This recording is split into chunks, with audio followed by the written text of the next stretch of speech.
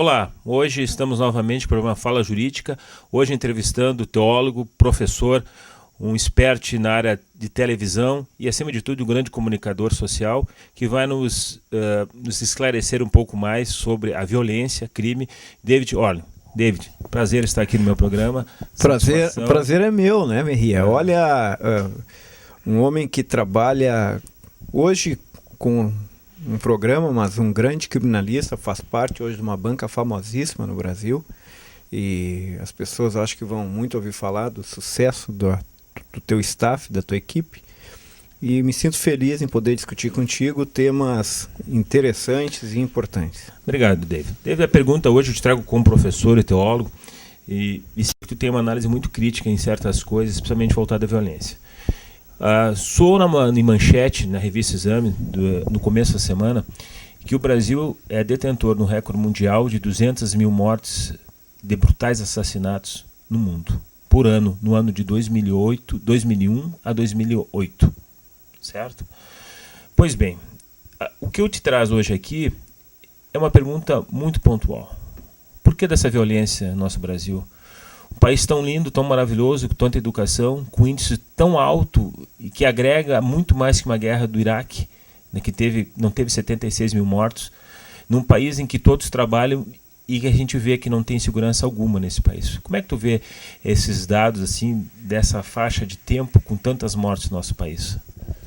Merria, o tema é bem complexo e eu gostaria de começar, então, justamente analisando esse dado, trazendo à tona esse dado, afirmando que o Brasil vive um estado de sítio.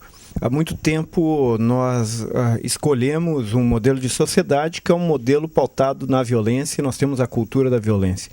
Quando afirmamos que mais de 200 mil pessoas morreram, nós estamos falando de uma grande calamidade e um estado violento que absolutamente permite esse tipo de cultura, que é uma cultura da morte. Obviamente, para analisar a questão da violência e a questão desta grande confusão social que se coloca sobre a violência, é preciso ver o pano de fundo que faz parte do tempo que a gente está vivendo. A gente vive um período chamado de pós-modernidade, que para muitos teóricos é um esvaziamento daquelas ideias humanistas que outrora os seres humanos tiveram, principalmente na época da Renascença e depois no Iluminismo. A gente vive um período em que o ser humano está esgotado. E eu digo isto porque a relação de violência dentro da sociedade nada mais é do que uma relação de esgotamento da possibilidade de ser humano. Parece que nós não nos reinventamos e parece que nós resolvemos ficar extremamente alijados daquilo que nós acreditávamos, que eram questões éticas, questões morais, questões de religiosidade, questões que nos faziam melhores. O Brasil, mostrando um dado desse, aponta para problemas da violência. E esses problemas da violência, eu continuo acreditando que fazem parte deste modelo social que nós temos e que está no mundo inteiro, que é o modelo criado a partir das ideias do capitalismo, a partir da ideia da competição, e que vai se firmando e vai nesta pós-modernidade deixando claro para quase todas as pessoas que hoje o que mais importa é o ter e não ser. Esta grande competição, esta grande loucura vai fazer com que nós comecemos a discutir quais são as causas da violência, porque o Brasil é violento. A minha primeira fala, então, nesse sentido, é usar uma frase que já usei até, inclusive, na Comissão de Direitos Humanos da Assembleia Legislativa, que trata de uma das causas da violência, porque hoje nós sabemos que existem outras causas. Alguns teóricos, neurologistas dizendo que algumas pessoas elas nascem com instintos, com problemas que levam para a violência e que o cérebro delas aponta questões extremamente violentas, né? Possibilidades. Mas eu ainda acredito que grande parte da violência tem a ver com a desigualdade social. Por isso eu formulei uma frase para a Comissão de Direitos Humanos e que foi discutida e foi até reproduzida, que tratava deste elemento causal da violência. Eu dizia que uma sociedade violenta produz violência na proporção da violência que ela instala, ou seja, na proporcionalidade da desigualdade que ela instala. Quanto mais desigual é uma sociedade, mais violência haverá. Tanto é verdade que sociedades mais igualitárias, a produção de violência é menor. Se nós pegarmos estados mais ricos ou estados mais pobres, mas onde há uma certa igualdade, nós veremos que a produção de violência é menor. Isso significa que a produção de violência se dá muito pela desigualdade social. E o Brasil é um país desigual. Apesar de nós estarmos vivendo grandes períodos de crescimento na economia, nós temos profundas desigualdades regionais, locais e sociais a nível de país. Posso dizer, então, que o substrato da tua desigualdade e a questão social refere-se essencialmente a uma questão econômica do Brasil. Ou seja, nós não damos condições a todos ter uma vida digna, uma estrutura, uma base familiar, uma base de paz social para que, não tendo isso, avoque-se a violência? É essa, mais ou menos, seria... Eu gostei quando tu disseste que tu ligaste a questão social também a questão cultural e a questão de oportunidade. Por quê? Porque muitos podem pensar que quando nós falamos de desigualdade, nós estamos falando de quanto a pessoa tem uma conta bancária, se ela tem capital ou não. E tratando-se de igualdade, por um princípio humanista, não é apenas isso. Condição, capacidade para felicidade, a partir do que o dinheiro pode comprar, mensurado no dinheiro, é uma das realidades. Mas quando nós falamos de igualdade, tocamos nessa questão que tu diz, é uma questão cultural, uma questão de oportunidade, uma questão de apropriação do conhecimento. O Brasil nós temos, por exemplo, Merria, para te ter uma ideia, quando se fala das questões de universidades para todos, de médicos, aquela discussão que está muito em pauta aí hoje também, e está ligado ao tema da violência, nós vemos que há cidades no Brasil que para a pessoa estudar, fazer uma faculdade, um curso superior, ela tem que andar mais de 700 quilômetros. Mais de 700 quilômetros. Nós temos lugares no Brasil que não tem uma escola técnica. Nós temos lugares no Brasil em que as escolas de ensino médio são extremamente precárias e raras. Nós temos no Brasil situações onde o ser humano não encontra uma biblioteca. Ou seja, nós somos uma sociedade desigual, tanto do ponto de vista econômico, que muitos acreditam que o crescimento econômico vem pela educação. Isso não é tão verdade assim apenas, não é o único item, até porque nós pegaríamos alguns países onde investiram bastante em educação e são pobres. Eu posso trazer aqui a questão de Cuba, que teve um bom envolvimento de educação em outros lugares no mundo. Significa que para nós crescermos nós precisamos de educação, é verdade. Mas não é a única questão. Nós precisamos vários fatores econômicos, nós precisamos possibilidades econômicas, nós precisamos agregar riquezas, nós precisamos matéria-prima, nós precisamos de mercado. São várias coisas que fazem com que um país enriqueça ou não. Mas a questão da desigualdade, ela também é cultural e ela também é educacional. Mas, David, essa posição dentro do contexto está claríssima. Mas eu vejo assim, eu vejo uma cegueira social.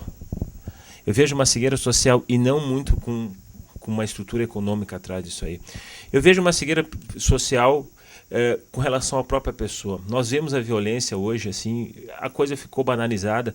Veja, a gente vê um dado de 200 mil pessoas mortas brutalmente nesse período que eu te disse, e na verdade parece que para nós brasileiros a gente dá, digamos assim, uma visão explicativa. E eu queria uma análise tua no seguinte sentido. Por que somos cegos a isso? Mesmo com esse fator social que não dá oportunidade a todos, por que nós brasileiros somos cegos a essas circunstâncias que para outros países ou mesmo para outros povos só se vê em guerra? Por que nós não conseguimos ver isso? Mesmo com a falha social, o povo brasileiro é um povo bom. Por que nós cegamos? Por que nós não reagimos ou por que não fizemos análise de estudo midiáticos? Por que nós não refletimos sobre essa situação? E eu boto essa questão da cegueira social justamente para que tu faça uma análise. O se está certo também é a minha colocação. Primeiro eu acho que o brasileiro não é um povo bom. Essa história é uma história que foi muito cantada por aí, é um tropicalismo meio barato.